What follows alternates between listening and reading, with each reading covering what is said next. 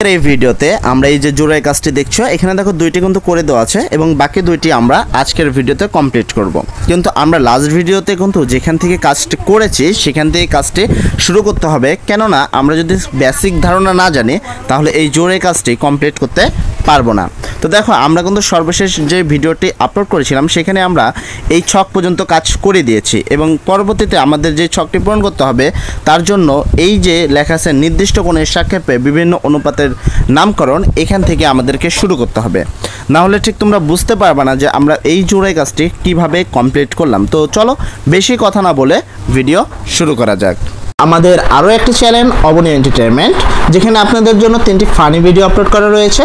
Number 1 মুরগির দুধ খেলে বুদ্ধি বাড়ে, নাম্বার 2 মিশন আন্ডারপ্যান, নাম্বার 3 লোডশেডিং। এই ভিডিওগুলো দেখে আমাদের চ্যানেলটি সাবস্ক্রাইব করে পাশে থাকার জন্য অনুরোধ রইল। ভিডিও লিঙ্ক ফার্স্ট কমেন্ট এবং ডেসক্রিপশনে রয়েছে। কোণের সাপেক্ষে বিভিন্ন অনুপাতের নামকরণ।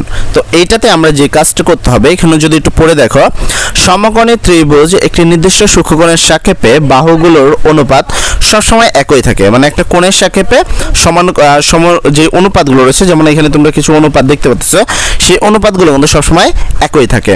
সুতরাং একটি নির্দিষ্ট কোণের জন্য বাহুগুলোকে ব্যবহার করে যত রকমই অনুপাত তৈরি করা যায় তা আমরা প্রথমে বের করে নেই। এক্ষেত্রে আমাদের আছে 3টি বাহু, যেমন হলো বিপরীত বাহু, সন্নিহিত বাহু এবং অত্রিভুজ। বিপরীত বাহু বলতে লম্ব, সন্নিহিত বাহু বলতে মাটির সাথে যেটা থাকে, এবং অত্রিভুজ তো সবচেয়ে বড় বাহু। 3টি বাহুর যে কোনো 2টি বাহু ব্যবহার করে কতগুলো অনুপাত তৈরি করা যায় তা কি তোমরা জানো? একটু চিন্তা করে দেখো, এই 6টি অনুপাত তৈরি করা যাবে।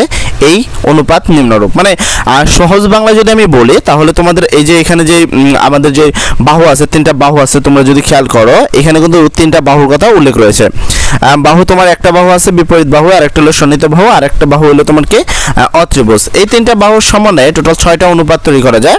অর্থাৎ অনুপাত বলতে আমরা বুঝি হলো ভাগ। এখানে কিন্তু দেখো অনুপাতের কথা বলছে যে এখানে কিন্তু 6টা অনুপাত তৈরি করছে। এই 6টা অনুপাত অ্যাকচুয়ালি অনুপাত বলতে আমরা যেটা বুঝি সেটা হলো ভাগ। তো এখানে দেখো, যদি তুমি এখানে দেখো, এখানে অনুপাত নাম্বার 1, অনুপাত নাম্বার 2, অনুপাত নাম্বার 3, অনুপাত 4, অনুপাত 5 এবং অনুপাত 6, এখানে টোটাল 6টা অনুপাত রয়েছে। তো এই যে 6টা অনুপাত আসলে এটা দ্বারা কি বোঝাচ্ছে, অ্যান্ড এইভাবে যদি পড়ো সেক্ষেত্রে হয়তো বা তুমি ভালো বুঝতে পারবে না। তো এই ক্ষেত্রে আমি তোমাদের বলবো যে এই টপিকগুলো এইভাবে না পড়ে আমরা একেবারে দেখো নিচে কিন্তু লেখা, যেমন ধরো এখানে লেখা আছে বিপরীত বাহু বাই অত্রিভুজ, মানে লম্ব বাই অত্রিভুজ। লম্ব বাই অত্রিভুজ মানে কি সেটা এখানে দেওয়া আছে। এখানে হলো অ্যাকচুয়ালি সাইন থিটা। তো এইখানে তোমরা এই যে 6টা টপিক আছে এটা তোমাদের পড়ার কোনো প্রয়োজন নেই। তোমরা সরাসরি এখান থেকে এই যে নিচে একটু নিচের দিক যদি খেয়াল করো, দেখো এখানে কিন্তু অনুপাতের কাজটা করা আছে। তো আমি মনে করি যে তোমরা এখান থেকে যদি পড়ো তাহলে হয়ে যাবে। যেমন এখানে একটা চিত্র আঁকা আছে, যদি তুমি খেয়াল করো এই যে চিত্র যেটা আঁকা আছে এই চিত্রটাতে কিন্তু কমপ্লিটলি করে দেওয়া আছে। দেখো এখানে তোমার অত্রিভুজ লেখা আছে এবং যেটা উচ্চতা বলা হয়েছে সেটা কিন্তু বিপরীত বাহু বলে দিছে, এবং নিচে মাটি বরাবর যেটা আছে সেটা কিন্তু সন্নিহিত বাহু বলা হচ্ছে। এই বরাবর থিটা কোণ, মানে এটা থিটা কোণের সাপেক্ষে কিন্তু কাজ করা হচ্ছে। অ্যান্ড আগের যে ভিডিওগুলো দেখেছো সেখান থেকে হয়তো বা তোমরা এই এখন পর্যন্ত থিটা কোণের সাপেক্ষে আলফা কোণের সাপেক্ষে এই বিষয়গুলো অনেক সুন্দর করে বুঝছো। তো আমি এই ভিডিওতে যে বিষয়টা বোঝাবো, এই যে 6টি অনুপাতে গাণিতিকভাবে 6টি নাম দেওয়া হয়েছে। যদি অত্রিভুজ এবং ভূমি সংলগ্ন কোণ মানে থিটা দ্বারা করা হয় তাহলে এই 6টি হলো sine theta, cos theta, tan theta, cosec theta, sec theta, cot theta. এই 6টি অনুপাতের সাথে ব্যবহার করছে। অ্যান্ড আমি বলি যে এতক্ষণ পর্যন্ত তোমরা যেটুকু পড়লা খুব বেশি প্রয়োজনীয় তেমন কিছু ছিল না, তবে মূল টপিক তোমাকে যেটা পড়তে হবে সেটা হলো এই ছকটা তোমাকে পড়তে হবে। যেমন এই ছকের সমন্বয়ে কিন্তু এই যে ছকটা দেখছো এই ছকের সমন্বয়ে এই সূত্রগুলো কিন্তু দেওয়া। তো এই চিত্র ব্যতীত অন্য চিত্র বেলা কিন্তু এই সূত্রগুলো কিন্তু প্রযোজ্য হবে না। সেক্ষেত্রে তোমার অবশ্যই চিত্রভেদের সূত্র হয়। যেমন ধরো এখানে লেখা আছে সাইন থিটা সমান বিপরীত বাহু ডিভাইডেড অত্রিভুজ। যদি সহজভাবে বলি সেটা লম্ব ডিভাইডেড অত্রিভুজ, মানে সাইন থিটা সমান লম্ব ডিভাইডেড অত্রিভুজ। এবার কোণ এখানে আছে তাই লম্ব এটা, যদি কোণ এখানে থাকতো তাহলে কিন্তু লম্ব এদিকে হইতো। তো যাক, তোমরা এত কিছু জানার দরকার নেই, তোমরা এই 6টা সূত্র চোখ বুঝা চুপচাপ মুখস্থ করে নিবা যে সাইন থিটা সমান বিপরীত বাহু ডিভাইডেড অত্রিভুজ। তবে আমি মনে করি যে স্যাররা কিন্তু এটা কখনোই বিপরীত বাহু বলবে না, স্যাররা এটাকে সবসময় বলবে লম্ব। তো তোমরা এইভাবে পড়বা, সাইন থিটা সমান লম্ব ডিভাইডেড অত্রিভুজ, কস থিটা সমান ভূমি ডিভাইডেড অত্রিভুজ, ট্যান থিটা সমান লম্ব বাই ভূমি, আর কোসেক থিটা সমান হলো অত্রিভুজ বাই তোমার সাইন থিটা, কোসেক থিটা হলো অত্রিভুজ বাই তোমার হলো ভূমি, আর কট থিটা সমান ভূমি বাই লম্ব। এবার অনেকে বলবো ভাই এখানে তো সন্নিহিত বাহু বিপরীত বাহু লেখা ছিল, কিন্তু আপনি এইভাবে বললেন। আমি তোমাদেরকে এই উত্তরটা একটু পরে দিয়ে দিব, যে এখানে আসলে কিভাবে সাইন থিটা কস থিটা যে সূত্রটা আছে সেটা দিয়ে দেবো। তো চলো বেশি কথা না বলে আমরা যদি একটু খেয়াল করি, পরবর্তী প্রশ্ন আসে আমরা যে ত্রিকোণমিতিটা করছি আসলে ত্রিকোণমিতি এই কাকে বলে, ঠিক আছে? সেক্ষেত্রে আমরা কিন্তু এখানে তোমরা একটু দেখতে পারো, এখানে কিন্তু একটা লাইন লেখা আছে যে ত্রিকোণমিতি কাকে বলে। তোমরা এখান থেকে পড়ে নিতে পারো, যেটা তোমাদের বইও আছে। এই অনুপাত মানে এই যে 6টি অনুপাত আমরা পাইছি, এই 6টি অনুপাতকে ত্রিকোণমিতিক অনুপাত বলা হয়, ঠিক আছে? সাধারণত ত্রিকোণমিতিক অনুপাতের নাম সংরক্ষিত, এখানে যদি তুমি দেখো হয়তো বা এর জন্য দেখতে পারছো না, তবে এবার যদি ভালো করে খেয়াল দেখো অনুপাতগুলোর নাম যে মানে সংক্ষিপ্ত রূপ লেখা যায় এগুলোই হলো এর পূর্ণরূপ। তো এর পরবর্তীতে তোমাদের এই সূত্র আশা করি পড়া হয়ে গেছে, এবং এই সূত্রটা না পড়ে আমি একটু পরে যে সূত্রটা দিব সেটা যদি পড়ো তোমাদের জন্য আরও ভালো হবে। এক্ষেত্রে তোমাদের সংক্ষিপ্ত রূপ এবং পূর্ণরূপ রয়েছে, তোমরা এখান থেকে পড়ে নেবা। তবে আমি মনে করি যে এটা sine theta, cos theta, tan theta, cosec theta, sec theta, and এটা পড়লে এনাফ, আর লাগবে না। এবার আসি আমাদের এই জোড়াই কাজে। তো জোড়াই কাজে তোমাদের যে কাজটা করা লাগবে, সর্বপ্রথম দেখো এখানে কিন্তু দুইটা কাজ করে দেওয়া আছে। যেমন ধরো এখানে লেখা আছে ত্রিকোণমিতিক অনুপাতের পর্যবেক্ষণ করা, দেখা গেল সাইন থিটা এবং কস থিটা দিয়ে বাকি সবগুলো অনুপাত প্রকাশ করা যায়। এখানে মানে সাইন কস ব্যতীত অন্য কিছু ব্যবহার করা যাবে না, কেননা এরা বলছে সাইন কস দিয়ে বাকি সব প্রকাশ করা যায়। তার মানে তুমি এখানে দুইটা সূত্র ইউজ করতে পারবা, সাইন এন্ড কসের। এবং সাইন কসের সূত্রটা কি তুমি যদি একটু দেখো, এখানে সাইন থিটার যে সূত্রটা রয়েছে সেই সূত্রটা তোমার অনেকটা এমন, দেখো এখানে সাইন থিটা এবং কস থিটা এই দুইটা সূত্র তুমি ব্যবহার করতে পারবা, যেখানে সাইন থিটা সমান হলো লম্ব বাই অত্রিভুজ এবং কস থিটা সমান হলো তোমার কি ভূমি বাই অত্রিভুজ, ঠিক আছে? এখানে কোসেকের উপরে দাগ পড়ছে, অ্যাকচুয়ালি কস থিটা সমান হলো ভূমি বাই অত্রিভুজ। তো এই দুইটা সূত্র তোমাকে ব্যবহার করে আসলে এখানে কাজ করতে হবে। যদি তুমি এখানে খেয়াল করো, যেমন এখানে দেখো তোমার লেখা ছিল ফার্স্টটা, যদি তুমি প্রথমটা খেয়াল করো, প্রথমটা যেটা করে দেওয়া আছে সেটাকে লক্ষ্য করো, তাহলে তুমি বুঝতে পারবে বাকিগুলো। যেমন এখানে কোসেক থিটা সমান আমরা কি বুঝি, কোসেক থিটা সমান উপরে কিন্তু লেখা ছিল যে অত্রিভুজ ডিভাইডেড বিপরীত বাহু। কোসেক থিটা সমান আমাদের ওই 6টা সূত্রের মধ্যে কিন্তু লেখা ছিল অত্রিভুজ ডিভাইডেড বিপরীত বাহু।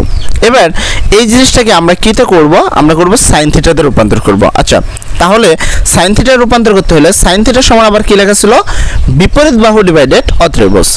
এই জন্য এরা এই কাজটাকে এখানে করে রাখছে 1 ডিভাইডেড, এভাবে কিন্তু কাজটা করে দিয়েছে। সেমভাবে এখানেও দেখো ট্যান থিটা সমান লম্ব বাই ভূমি, এবং ট্যান থিটা সমান কিন্তু বিপরীত বাহু বাই অত্রিভুজ, আবার কি সন্নিহিত বাহু বাই অত্রিভুজ লেখা যায়। কিভাবে লেখা যায়, কেননা যদি আমরা উপরেটা ঠিক রাখি, ভাগের পরিবর্তে গুণ দিয়ে নিচেটা উল্টা লিখে, সেক্ষেত্রে কিন্তু এই অত্রিভুজ আর এই অত্রিভুজটা কাটা যায়। তার মানে কি বিপরীত বাহু বাই তোমার কি সন্নিহিত বাহুই কিন্তু থাকে। অ্যান্ড তারপরে আমরা আসবো মূল উত্তরে, যেখানে আমাদেরকে আসলে তোমাদেরকে উত্তরটা করতে বলছে। সেই উত্তরটা আমরা এখানে তোমাদেরকে এই যে দুইটার উত্তর আমরা এখানে করে দিব তোমাদেরকে। সেটা তোমার কি সেক থিটা এবং কট থিটা। তোমাকে আগে সূত্র জানতে হবে যে সেক থিটা সমান কি। অ্যান্ড আমি তোমাদের একটা টেকনিক শিখাই দিই। এখানে দেখো ফুলফি কমপ্লিটলি লেখা নেই, তুমি আমার এই যে দুইটা সূত্র আছে তুমি এই দুইটা সূত্র মুখস্থ করবে আলাদাভাবে, সেক্ষেত্রে দেখবা তোমার অঙ্কটা অনেক সহজ মনে হবে। যেমন ধরো এখানে কি কট থিটা এবং ট্যান থিটার কথা বলছে, তুমি খালি এইটা মনে রাখবা যে এখানে কি আছে সেক থিটা। প্রথমে আমি সেক থিটার সূত্রটাই আসি, ট্যান থিটাটা পরে আসে। তো সেক থিটার ক্ষেত্রে তুমি এই সূত্রটা মনে রাখবা, আমি যেটা তোমাদের বলি সেক থিটা সমান সমান তোমরা মুখস্থ রাখবা 1 divided cos theta. Sec theta সমান সমান 1 ডিভাইডেড কস থিটা, ঠিক আছে? এই সূত্রটা মুখস্থ রাখবা। তারপর আছে তোমার কি কট থিটা সমান মনে রাখবা যে cos theta divided sine theta. যদি এইটা মুখস্থ রাখো তোমাদের জন্য খুবই সহজ হবে, যে ট্যান থিটা সমান সেক থিটা সমান হলো তোমার 1 বাই কস থিটা, আর কট থিটা সমান হলো cos theta by sine theta. কেননা আমি দেখো ইজিলি তো যদি বোঝাই, সেক থিটা আছে, এখানে কি আছে তোমার সেক থিটা আছে, সেক থিটা মানে 1 বাই কস থিটা। তার মানে এখানে 1 এর জায়গায় দেখো এখানে কিন্তু 1ই লেখা থাকবে। এবং cos থিটা সমান তুমি কি জানো, cos থিটা সমান তুমি জানো সন্নিহিত বাহু ডিভাইডেড অত্রিভুজ। যেমন আমি যদি উত্তরে আসি, চলো বেশি কথা না বলে যত বুঝাবো তত আসলে ঘোলা যাবা। তো চলো উত্তরে দেখে নিই।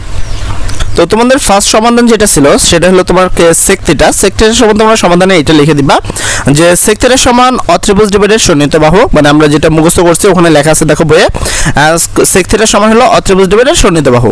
এটা সমান আমরা লিখতে পারি 1 ডিভাইডেড সন্নিহিত বাহু ডিভাইডেড অত্রিভুজ, মানে উপরেরটা নিচে আমরা লিখতে পারি। এন্ড 1 আছে 1, আর সন্নিহিত বাহু ডিভাইডেড অত্রিভুজ সমান আমরা জানি হলো cos θ। তাই সন্নিহিত বাহু ডিভাইডেড অত্রিভুজ সমান আমরা এইটার পরিবর্তে কিন্তু আমরা এটা লিখতে পারি। তো আমরা এই জন্য এটা লিখে দিয়েছি। আশা করি এই ফার্স্ট টপিকে যে উত্তরটা সেটা তোমরা বুঝতে পারছো। এবং এই বিষয়ে দেখো এটা কিন্তু একটা সূত্র, আসলে sec θ সমান 1/cos θ, এটা একটা সূত্র, জাস্ট তোমাদের দিয়ে একটু প্রমাণ করাচ্ছে। তাই এই আগের ক্লাসে কিন্তু এরকম ছিল না। এন্ড পরবর্তীতে আমরা দ্বিতীয়টা যদি এই উত্তরটা দেখো, cot θ যে উত্তরটা রয়েছে সেই উত্তরটা যদি আমরা একটু খেয়াল করি, তাহলে এই উত্তরটা লেখা আছে cot θ। cot θ সমান আমরা সূত্র যেটা এখানে উপরে লেখা ছিল সেটা ছিল সন্নিহিত বাহু ডিভাইডেড বিপরীত বাহু। এবার সন্নিহিত বাহু নিচে আমরা একবার অত্রিভুজ লিখে দেব, বিপরীত বাহু নিচে একবার অত্রিভুজ লিখবো, কারণ অত্রিভুজ আর অত্রিভুজ কেটে দিব। তাহলে আমরা এখানে লিখে দিলাম সন্নিহিত বাহু নিচে একবার অত্রিভুজ, আর তোমার বিপরীত বাহু নিচে একবার অত্রিভুজ। কেন? কারণ আমাদের সাইন কসে যেতে হবে। তাহলে যদি সন্নিহিত বাহু আছে আর নিচে যদি অত্রিভুজ দিই তাহলে সেটা cos θ হয়ে যাবে। সেমভাবে বিপরীত বাহু আছে ডিভাইডেড অত্রিভুজ দিলে সেটা sin θ হয়ে যাবে, যেখানে সূত্র লিখছিল। এখানে আমরা জানি যে তোমার cos θ সমান সন্নিহিত বাহু ডিভাইডেড অত্রিভুজ। এবার প্রশ্ন হলো, যদি আমরা cos θ সমান সন্নিহিত বাহু ডিভাইডেড অত্রিভুজ জানি, তাহলে উল্টাও তো লিখতে পারি যে সন্নিহিত বাহু ডিভাইডেড অত্রিভুজ সমান cos θ। যদি আমরা এই পাশ থেকে এই পাশে আসতে পারি, তার মানে এই পাশ থেকে কিন্তু আমরা এই পাশে যেতে পারি। সেম ওয়েতে আমরা শিখছি হলো sin θ সমান শিখছি তোমার বিপরীত বাহু ডিভাইডেড অত্রিভুজ। ঠিক আমরা উল্টাও বলতে পারি যে বিপরীত বাহু ডিভাইডেড অত্রিভুজ সমান sin θ। তাই এখানে বিপরীত বাহু ডিভাইডেড অত্রিভুজ সমান লেখা আছে cos θ, সরি সন্নিহিত বাহু ডিভাইডেড অত্রিভুজ সমান লেখা আছে cos θ, আর বিপরীত বাহু ডিভাইডেড অত্রিভুজ সমান লেখা আছে sin θ। তো এই ছিল তোমাদের একক কাজের মূল সমাধান। এর পরবর্তীতে দেখো আমরা যেখানে ক্লাস শুরু করেছিলাম তার উত্তর কিন্তু পেয়ে গেছো। আমরা কিন্তু পরবর্তী ক্লাসে নেব বিভিন্ন কোণের সাপেক্ষে ত্রিকোণমিতির মান 45 ডিগ্রির মান সম্পর্কে, এবং এর নিচে একটা জোড়ায় কাজ রয়েছে। এই জোড়ায় কাজটি আমরা কিন্তু আগামী ক্লাসে করে দিব। তো সর্বোপরি কথা, সবাই ভালো থেকো। আসসালামু আলাইকুম।